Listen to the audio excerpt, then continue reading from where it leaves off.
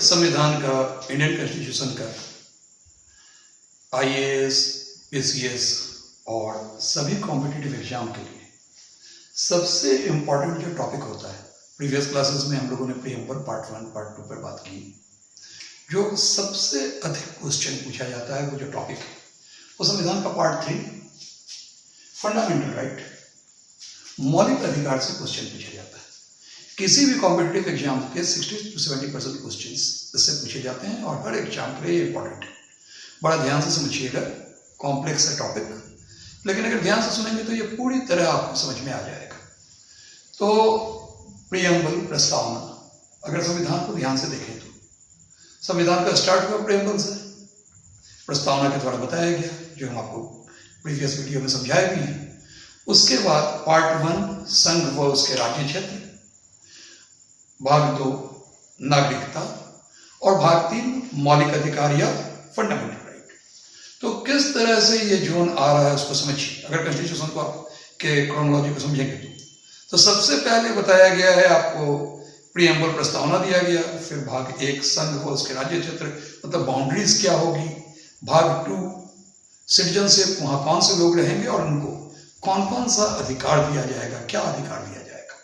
तो पहले हम लोग बात करते हैं अधिकार में। राइट क्या है, अधिकार क्या है। तो व्यक्ति के व्यक्तित्व के विकास के लिए जो आवश्यक दशाएं राज्य उन्हें प्रदान करेगा, राज्य उनको देगा, जो उनको मिलेगा, दैट आर राइट्स, अधिकार। और फंडामेंटल राइट, व्यक्ति के व्यक्तित्व के विकास के लिए जो न्यूनतम दशाएं, जो कम से कम जितनी बातें स्टेट को प्रोवाइड करना चाहिए, उसको कहा जाएगा फंडामेंटल राइट। अब अगर हम अपने संविधान की बात करें तो भारतीय संविधान में के भाग 3 में आर्टिकल 12 से लेकर के 35 तक फंडामेंटल राइट को एक्सप्लेन किया गया है। भाग 4 को देखें तो डायरेक्टिव प्रिंसिपल स्टेट पॉलिसीज और फिर मौलिक कर्तव्य। तो भाग 4 की, तो पहला इसको समझने की कोशिश करें संविधान के भाग 3 12 से 35 तक। तो सबसे पहली बात कि ये फंडामेंटल राइट आया कहां से। हम लोगों के संविधान निर्माताओं ने इन फंडामेंटल राइट को विश्व के कहां के संविधान से देख करके अपने संविधान में इसको जगह दी। तो उसको अगर देखेंगे तो हम लोग इंग्लैंड के संविधान को, जो वहां के मौलिक अधिकारों की आत्मा कही जाती है, 1215 में मैग्ना कार्टा को भी देखने की आवश्यकता पड़ेगी। एक मैग्ना कार्टा जो यूके के कॉन्स्टिट्यूशन से आया है, और अगर हम इंडियन कॉन्स्टिट्यूशन के फंडामेंटल राइट्स की बात करें तो फिर बात होती है बिल ऑफ राइट्स यूएसए, इससे इसको लिया गया। अब हमारे मूल संविधान में क्या दिया गया है, तो सबसे पहले आर्टिकल 12 जिसमें स्टेट शब्द को डिफाइन किया गया है, राज्य किसको कहेंगे। अभी मैं बारी बारी से आर्टिकल पर चलूंगा, क्योंकि कॉम्पिटिटिव एग्जाम्स के लिए जब आप पढ़ते हैं तो आपको कोई भी आर्टिकल वाइज उसको तैयार करना पड़ेगा, क्योंकि आर्टिकल वाइज ही क्वेश्चन पूछे जाते हैं। तो 12 में स्टेट शब्द को डिफाइन किया गया। आर्टिकल 13 कोई भी नियम, उपनियम, अधिनियम, अध्यादेश अगर संविधान के भाग 3 से टकराएंगे, फंडामेंटल राइट से टकराएंगे, तो विधि सुनने को किया जाएगा। मैं इस पर भी डिटेल करूंगा। और मूल संविधान में 7 फंडामेंटल राइट्स थे।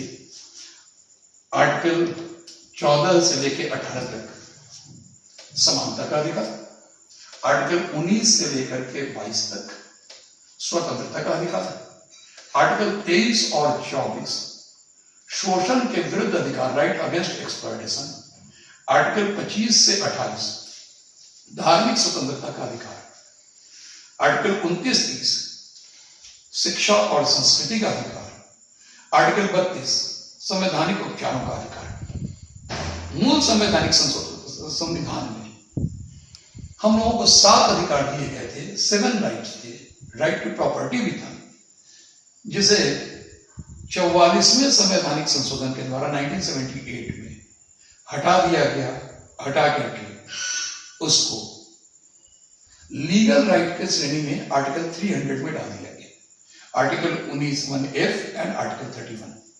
तो अगर हम इस हिसाब से कहें तो हमारे मौलिक संविधान में, हमारे मूल संविधान में 7 फंडामेंटल राइट्स थे।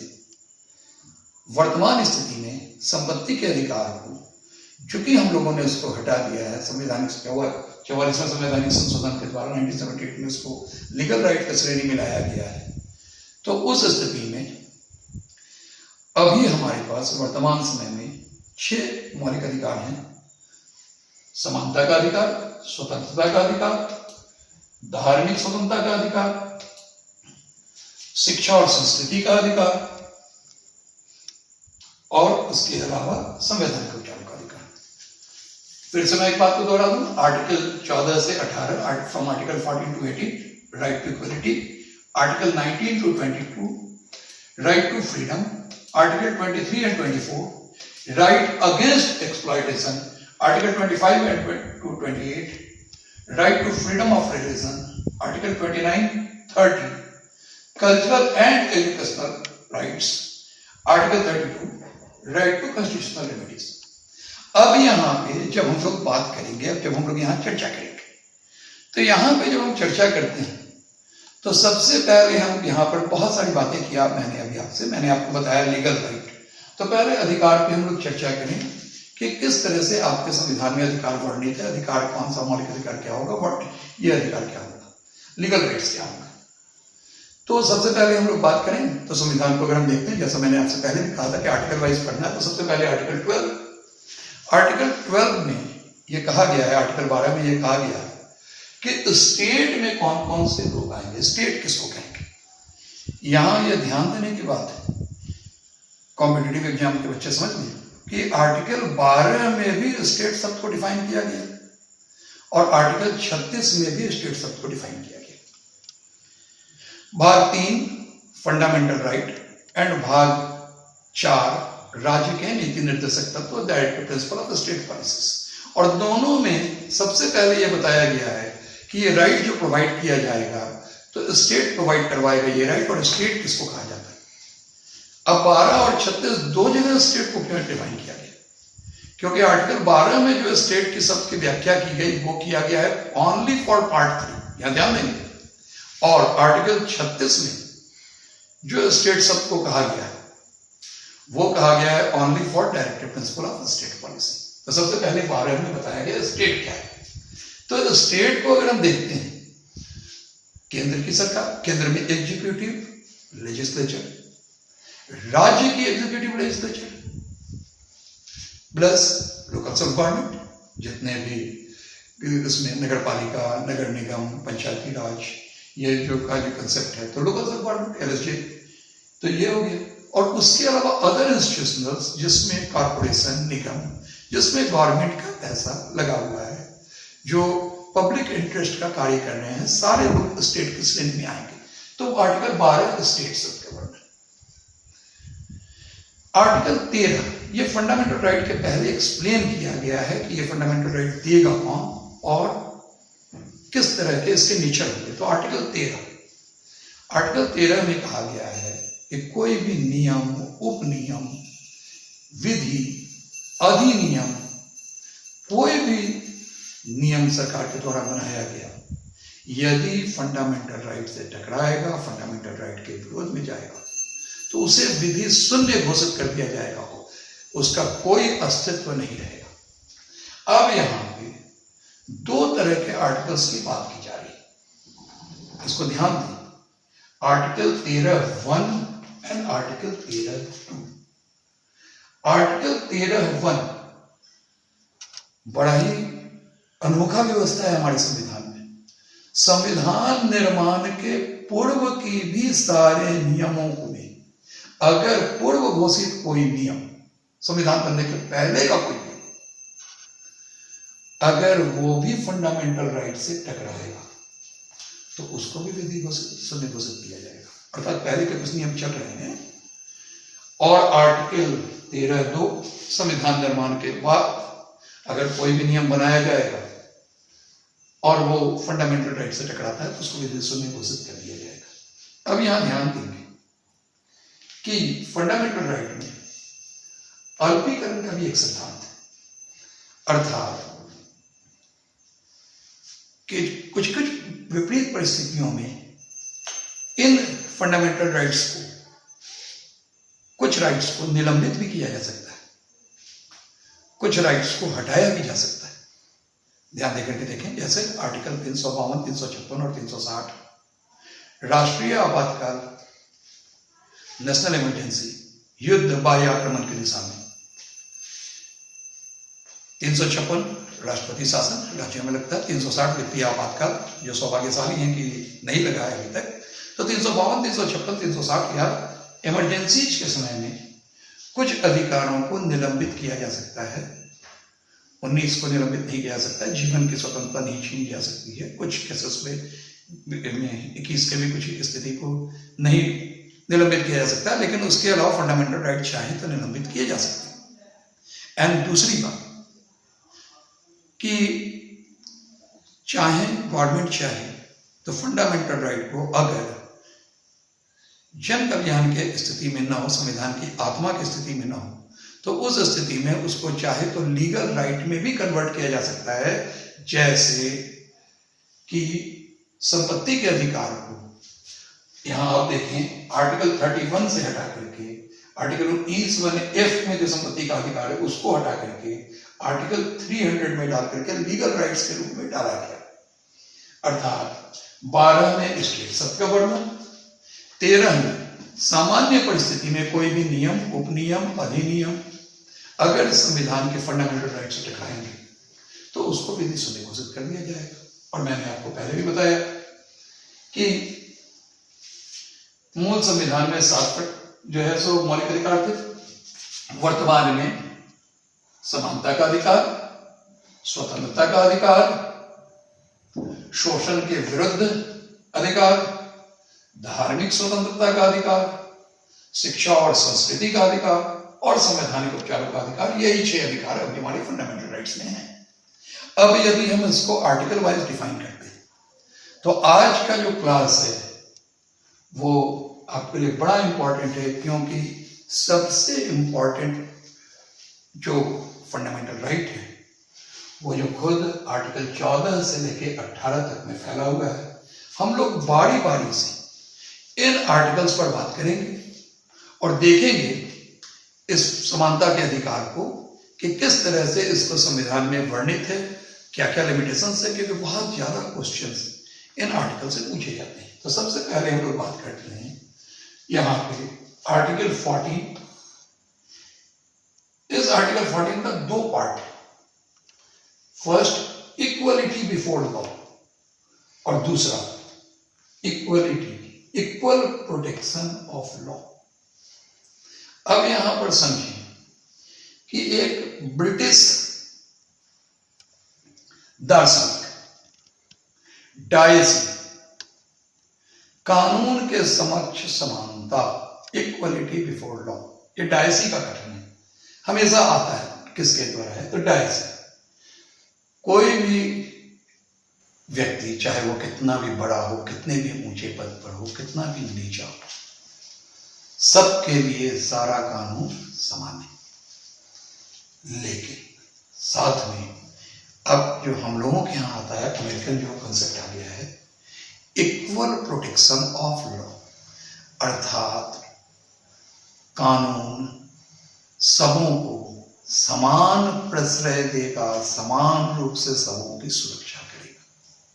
पहला फंडामेंटल राइट, समानता का अधिकार, equality before law and equal protection of law, कानून सबों को समान रूप से संरक्षित करेगा। आर्टिकल 15, धर्म, वंश, जाति, लिंग और क्षेत्र, धर्म, वंश, जाति, लिंग और क्षेत्र के आधार पर किसी भी व्यक्ति से कोई भी भेदभाव नहीं किया जाएगा। यहां ध्यान दें, धर्म, कोई व्यक्ति हिंदू है, मुस्लिम है, सिख है, ईसाई है, इस आधार पर वो किसी भी वंश से, किसी भी रेसेस का, किसी भी जाति का हो, पुरुष हो, स्त्री हो, ट्रांसजेंडर हो, लिंग के आधार पर, या कहीं भी उसका जन्म हुआ हो, किसी भी क्षेत्र में जन्म हुआ हो, जैसे असम का है, वो जो है सो गुजरात का जन्मा हुआ है, तो क्षेत्र के आधार पर उससे भेदभाव नहीं किया जा सकता। यहाँ पे एक बात को आप ध्यान देंगे, यहाँ पे एक जोन जुड़ा होता है, वो होता है पॉजिटिव डिस्क्रिमिनेशन का। क्या है ये पॉजिटिव डिस्क्रिमिनेशन? तो इस धर्म, जाति, क्षेत्र, लिंग के आधार पे सब कोई समान है, और ये अवसर की समानता में जाकर के और भी ज्यादा क्लियर हो जाता है। तो यहां देखेंगे कि वंश, धर्म, वंश, जाति, लिंग और क्षेत्र के आधार पर भेदभाव नहीं किया जाए। और अगर 16 को देखें, हम आर्टिकल 16 को देखें, जहां कहा गया है अवसर की समानता लोक नियोजन में, तो यहां पे सरकारी नौकरी में अवसर की समानता की बात की जा रही है। अब इस पार्ट से बड़ा ज्यादा क्वेश्चन आता है, क्योंकि रिजर्वेशन, पॉजिटिव डिस्क्रिमिनेशन, ये सब की बातें यही होती हैं। तो यहां से इसमें से 3 जो थीम है, जाति, लिंग और क्षेत्र, इस 3 के आधार पर, धर्म के आधार पर तो पॉजिटिव डिस्क्रिमिनेशन नहीं दिया जा सकता। लेकिन सपोज कीजिए कि हमारे यहाँ की कोई जाति, उसका स्थिति समाज में बड़ा ही नीचे, वो उसको जो है सो वो मूल धारा में नहीं। लिंग के आधार पे स्त्री और पुरुष में कहीं पर जो है सो स्त्रियों को समाज में प्रॉपर भागीदारी नहीं मिल रही है, उनको बहुत ज्यादा रेस्ट्रिक्शंस दिया गया है। क्षेत्र के आधार पे पिछड़े क्षेत्र के शेड्यूल ट्राइब एरियाज के लोग हैं, बहुत सारे वैसे क्षेत्र जो अति पिछड़े क्षेत्र हैं वहां के लोग हैं। तो इन लोगों को समाज की मुख्य धारा में जोड़ने के लिए हम लोग इनके साथ पॉजिटिव डिस्क्रिमिनेशन कर सकते हैं। लोक नियोजन में इनकी अवसर को बढ़ाने के लिए इनको रिजर्वेशन दिया जा सकता है। अब ये रिजर्वेशन देना ये समानता के खिलाफ नहीं है, बल्कि समानता कहता ही इस वर्ड से है कि यदि कोई व्यक्ति समाज में निचले पावदान है और उसको अगर दूसरे के साथ इक्वल स्टेटस देना है, तो उसको स्पेशल प्रोटेक्शन दे करके ऊपर लाने की बात की जाएगी। तो 14, आर्टिकल 14 यहां पर बता दें, equality before law and equal protection of law. Article 15, धर्म, वंश, जाति, लिंग और क्षेत्र के आधार पर उनके साथ भेदभाव न किया जाना। आर्टिकल 16, अवसर की समानता लोक नियोजन के केस में। लेकिन यहां पर हमेशा से समझेंगे कि समानता की बात तब होती है जब सभी लोगों को समान प्लेटफॉर्म पर लाया जाए, और समान प्लेटफॉर्म पर लाने की बात तब होती है जब जो भी लोग समाज की मुख्य धारा में से जुड़े नहीं हैं, उनको समाज की मुख्य धारा में जोड़ने के लिए उनको प्रॉपर रिजर्वेशन या विशेष प्रावधान करके उनको समाज की मुख्य धारा में जोड़ा जाए। और इसीलिए हमारे संविधान में यहाँ रिजर्वेशन की बात आती है।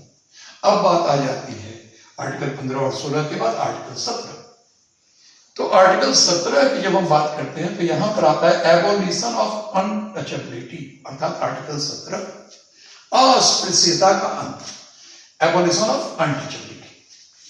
तो यहां पर जब आप देखेंगे तो स्वाभाविक रूप से यह तो सहज कल्पनीय बात है कि वर्तमान समय में किसी भी व्यक्ति को इस आधार पे कि वो किसी एक जाति विशेष में जन्मा है, किसी इसमें जन्मा है, उस आधार पे उससे छुआछूत या इस तरह की बातें स्वाभाविक रूप से गलत है। और इसको वर्तमान समाज में हमारे समझ से लोग मानते भी नहीं है। इस पर सबसे पहले एक्ट बनाने की आवश्यकता समझ में आई, जिस समय अनटचेबल एक्ट बनाया गया 1955 में। यहाँ पर कुछ चीजों को आपको याद रखना होगा। 1955 के अधिनियम के द्वारा एक एक्ट बनाया गया कि कोई भी, चूंकि हमारे भारतीय मूल संविधान में आर्टिकल 17 में अस्पृश्यता का अंत किया गया है, किसी को आप अनटचेबल नहीं बना सकते हैं, इसलिए 1955 के अधिनियम के तहत उनके खिलाफ कानून बनाया गया कि अगर कोई भी व्यक्ति इस तरह के एक्ट में पकड़ा जाएगा, अनटचेबिलिटी के प्रयोग को करेगा जाति के आधार पर, तो उस स्थिति में दंडित किया जाएगा। इसी एक्ट को 1976 में और थोड़ा स्ट्रॉन्गर किया गया, protection of civil right act.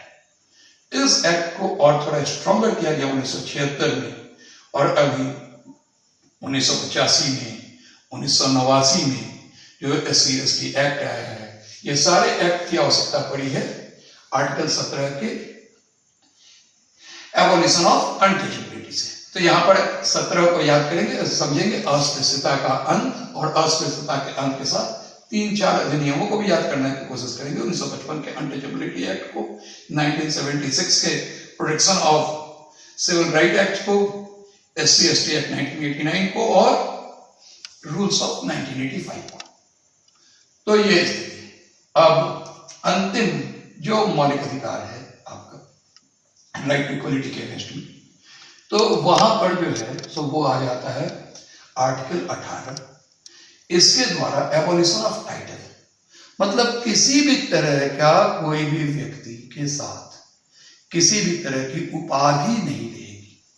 तो ब्रिटिश काल में राय बहादुर, सर, इस तरह के बहुत सारे उपाधियों से ब्रिटिशर्स हम लोगों को अपने ओर जोड़ने की कोशिश कर रहे थे। और इसको बड़े लोग, उस समय के जो ब्रिटिश भक्त लोग थे, वो बड़ा ही गर्व से इसको यूज भी करते थे।